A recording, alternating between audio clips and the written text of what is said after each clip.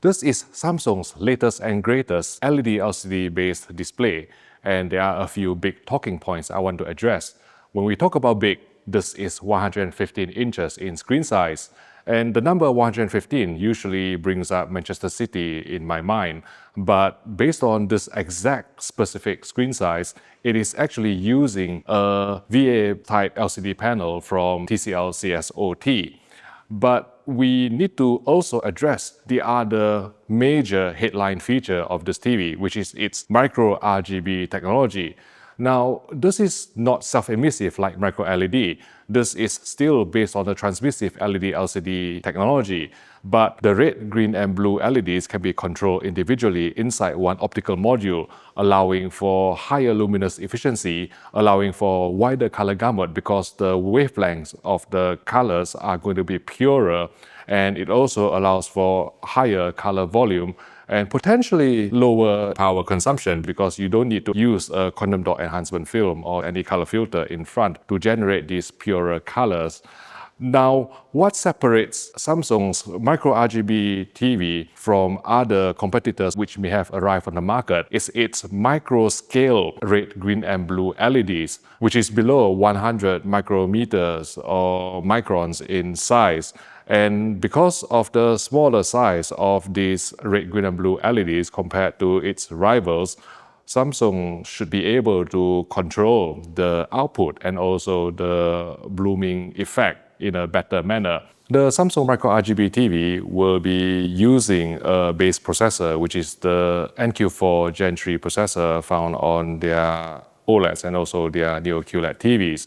But on top of that, they need a coprocessor to control the individual red, green, and blue LEDs inside each optical module. And when combined, the base chip and also the sister chip will be called the MicroRGB AI engine, which works to reduce crosstalk and to ensure that the light and color output will be exact to spec. During my time at IFA, when I had some hands-on time with this pre-production unit, I didn't manage to bring my meter, so I couldn't actually perform any measurements, but I still managed to play some of my own content on this TV. Let's start with the local dimming control. Samsung says that this Micro RGB TV has around 15,000 individually controllable zones, but they are referring to controlling the red, green, and blue LEDs inside each module. So if you use a traditional white box zone counter method, the number need to be divided by 3, so it will have around 5,000 individually dimmable zones. I have been quite impressed with Samsung's local dimming algorithm in recent years, and this is still evident on this massive screen because when I displayed some challenging content like this one from Gravity, where Sandra Bullock is tumbling through space, it is stable while still delineating sufficient shadow detail.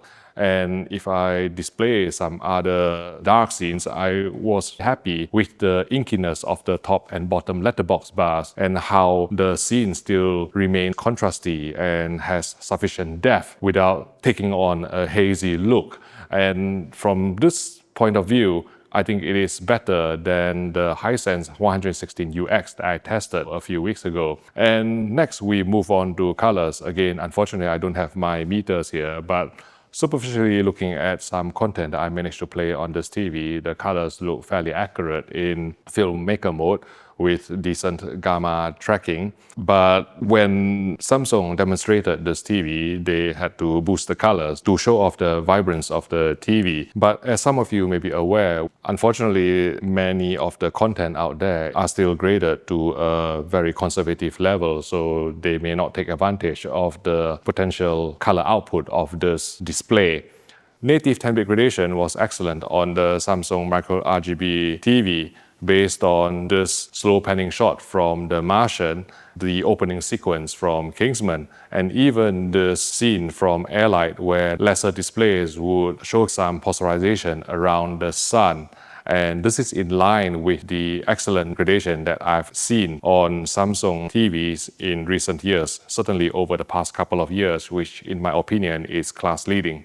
The TV is so huge, it's 115 inches, and when I watch some slow panning shots, it displayed 5.5 cadence in an accurate manner, so you won't get any telecenic judder in 24p films. But because the screen size is so big, even I, as a purist, I felt that there is probably a need to engage some judder reduction, maybe 2 or even up to 3, to smooth out this 24p stutter that is inherent in movies. And watching some 50 Hz content, I didn't really see any frame skipping or any problematic micro stutter. But as with most Samsung TVs I've tested over the past few years, with certain 24p content, especially during dark scenes or during scene cuts, there would be certain instances of micro stutter or frame skipping as before, and this probably could be eradicated by engaging game mode. But again, if you engage game mode, it means that you won't have 5.5 pull down and you will see telecenic judder throughout, which means that it's not a viable solution. From the upscaling point of view, I have been very impressed by Samsung's upscaling this year, especially since they implemented their NQ4 Gen 3 processor to match the capability of their top-end 8K displays. And when I watch some high-definition content and even some really ropey standard definition content, I never felt that it is doing a poor job. It does a very good job of upscaling the content, cleaning up the edges while maintaining a good sharpness of the picture. And with low bitrate content, the noise suppression is very decent as well. It won't actually look noisier than competitors which are using lesser processors. Now, with HDR, we know that Samsung still doesn't support Dolby Vision. It does support HDR10+. And when I displayed some high-nit HDR content on the TV, I truly get the sort of impact that I rarely get from displays with lower peak brightness. And when I displayed the white room sequence from the Matrix, it looks fairly bright, which means that the full screen brightness of this LED LCD is certainly up there and is beyond the capabilities of any OLED displays, which is subject to ABL. I didn't bring my Leo Botna tester, so I didn't test the gaming side of things. But the sound quality is dictated by the 4.2.2 speaker system on this TV. It sounded clear and there is a sense of surround effect, but because we're in such a big room and I don't think it is optimally placed, the Atmos effect is slightly lost. And also, as with most TVs, I usually crave for a bit deeper bass. But if you have invested in this TV, then presumably you will be buying your own home theater system as well. I also need to talk about the surface coating. This TV, it is using a glare-free treatment, which means that it is matte. Now, normally, I'm not such a big fan of a matte display, but with this TV, I think the matte probably does work because of the big screen size. You know, if you have a big screen, it is easier to catch stray reflections from light sources around your room, and I think the matte display just gives a certain type of guarantee that you won't be distracted by any reflections on screen. Okay, let's sum up my thoughts about Samsung's Micro RGB TV. Before you get excited that you can get this TV in a smaller screen size, unfortunately, this is the only size that is available for this year in 2025 if you want a Micro RGB TV from Samsung. And it is scheduled to be released in mid-October at a price of around 27,000 euros or 30,000 US dollars. Now, is it worth that amount of money? The way I see it is, for such a big display, you have to go up in price, not in a proportional manner. And let's, for example, take the largest OLED on the market. It is going to be 97 inches, and that will cost you north of £20,000 as well. And this is 115 inches in screen size. It has the most premium Micro RGB technology in it. And compared to the Hisense 116 UX that I tested a few weeks ago, I think this Samsung Micro RGB TV has superior local dimming algorithm.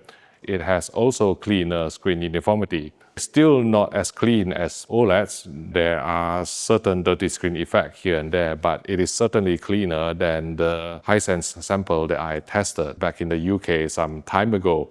It is a generally more polished product than the Hisense 116UX. Clearly, this is still a pre-production model, and I look forward to see if I can actually get the chance to put my meter on the screen in the UK to give you a lowdown on its peak brightness and also its color gamut coverage, which Samsung claims to be able to reach 100% of BT 2020. If you are undecided about which TV to buy, one place where you can get good advice is at Richer Sounds, a trusted British AV retailer with more than 50 stores in the UK, who provides 6 years warranty on the vast majority of TVs if you join the company's VIP club.